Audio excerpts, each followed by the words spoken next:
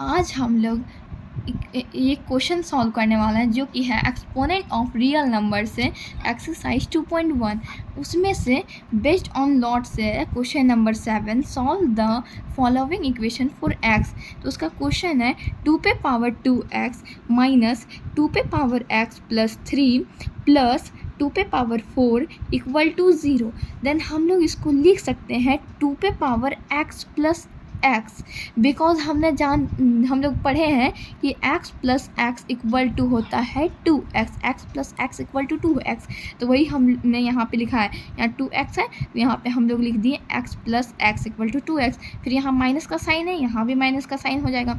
फिर यहाँ x plus 3 है, देन हम लोग इसको लिख सकते हैं कि 2 पे पावर x इंटू 2 पे पावर क्यूब इक्वल टू यहाँ पे 2 पे पावर x इंटू 2 पे पावर क्यूब, क्योंकि हम लोग पढ़े a to the power m plus n, a to the power m plus n equal to a to the power m into a to the power n। वही यहाँ पे identity use हुआ है, ये वाला m प्लस n। ऐसे ही इसको मान लेते हैं x प्लस 3, ये दोनों सेम है। इसको अगर तोड़ेंगे, ये वाला जो क्वेश्चन इसको तोड़ना पड़ेगा, तो फिर इसको तोड़ेंगे तो फिर यहाँ क्या हो जाएगा x, फिर यहाँ हो जाएगा 3, क्योंकि हम लोग पढ़े a to the power m a to the power n equal to a to the power m plus n। तो इसको अगर जोड़ेंगे टू 3x प्लस 3 ये हो जाएगा जोड़ने के बाद। इसके बाद फिर यहाँ पे ये जो इक्वल टू के बाद यहाँ 0 को यहाँ हटा देते हैं, देन यहाँ पे हो जाएगा 2 पे पावर 4 क्या होता है 16 होता है, यहाँ 16, यहाँ पे है प्लस, यहाँ पे अगर इक्वल टू के अगर इस साइड लाएंगे तो फिर साइन चेंज हो जाता है। अगर यहाँ पे प्लस है तो इधर हो जाएगा माइनस। ठीक, इसके आगे देखते हैं तो फिर यहाँ पे किए हम लोग 2 पे पावर x प्लस एक्स, तो उसको भी तोड़ेंगे थोड़ा सा, तो क्या हो जाएगा 2 पे पावर x इंटू 2 पे पावर x, क्योंकि हम लोग फिर से यहाँ पे देखते हैं कि a to the power m plus n equal to a to the power m into a to the power n। तो फिर यही वाला यहाँ पे भी करेंगे। फिर यहाँ 2x है तो फिर यहाँ 2x कर लेंगे, फिर यहाँ इंटू 2 पे पावर क्यूब, मतलब 2 क्यूब का क्या होगा वैल्यू 8 होता है। फिर यहाँ -16 है तो फिर यहाँ -16 लिख लेंगे।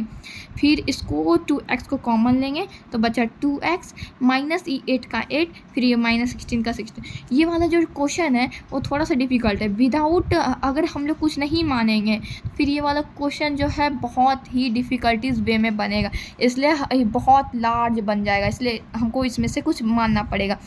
तो इसको मानते हैं 2x को मानते हैं late 2x equal to Y, क्योंकि हम लोग को इक्वेशन सॉल्व करना है। अगर ऐसे ही इसको सॉल्व किए तो फिर वैल्यू नहीं हम लोग पुट कर सकते हैं, इसलिए इसको मानना पड़ेगा। इसलिए क्या मानेंगे 2x equal to Y and 2x, यहाँ भी 2x, फिर यहाँ 2x के जगह पे हम लोग y माने तो यहाँ पे y, यहाँ पे भी y, यहाँ 8 है क्योंकि यहाँ 2x तो है नहीं, तो फिर यहाँ क्या लिख लेंगे 8, फिर यहाँ -16, फिर यहाँ पे यही वाला -16, फिर y इंटू वाई क्या हो जाएगा y स्क्वायर। यहाँ पे हम लोग पढ़े हैं y into y equal to y square, तो यही वाला यहाँ पे करेंगे use y into y square. फिर y को 8 से मल्टीप्लाई करेंगे फिर क्या होगा 8y, एंड यहाँ माइनस का साइन है तो यहाँ माइनस का साइन हो जाएगा।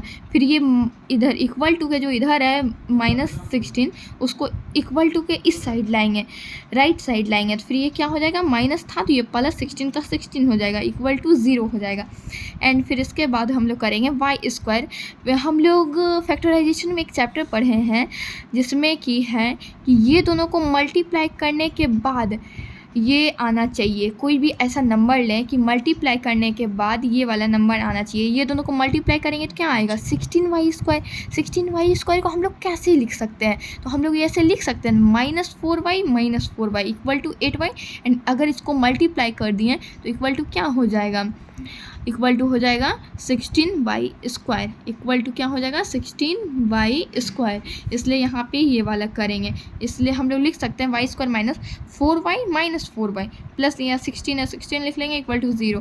फिर इसको जो है हम लोग को और थोड़ा सा काटना पड़ेगा, तोड़ना पड़ेगा।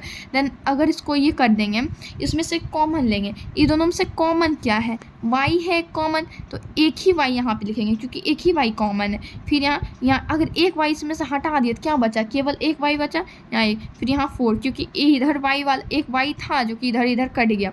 ठीक, फिर यहाँ माइनस का माइनस हो जाएगा। फिर हम लोग पढ़े कि ये वाला और ये वाला दोनों सेम होता है, इसलिए यही वाला सेम टू सेम उतार देंगे, क्योंकि अगर ये सेम नहीं होगा तो फिर ये वाला जो है आंसर गलत हो जाएगा, तो इसीलिए ये वाला सेम कर देंगे। फिर अगर ये सेम हो जाएगा फिर यहाँ पे हम लोग को क्या इसमें से कोई कॉमन फैक्टर तो ढूंढना पड़ेगा, जिसमें से कॉमन फैक्टर है 4, यहाँ माइनस था तो यहाँ माइनस कर देंगे, क्योंकि दोनों को अगर मल्टीप्लाई करते हैं 4 into y equal to -4y, फिर -4 इंटू -4 इक्वल टू +16, फिर यहाँ 0 का 0 कर देंगे, फिर ये वाला और फिर ये वाला, ये दोनों को एक साथ करते हैं तो y -4, फिर ये वाला और ये वाला एक साथ लिखेंगे y -4 इक्वल टू 0, इस दोनों में से कोई एक लेते हैं, y -4 equal to 0 and y equal to यहाँ था -4 तो इधर लाइन क्या होगा +4 हो जाएगा, क्या होगा +4 हो जाएगा।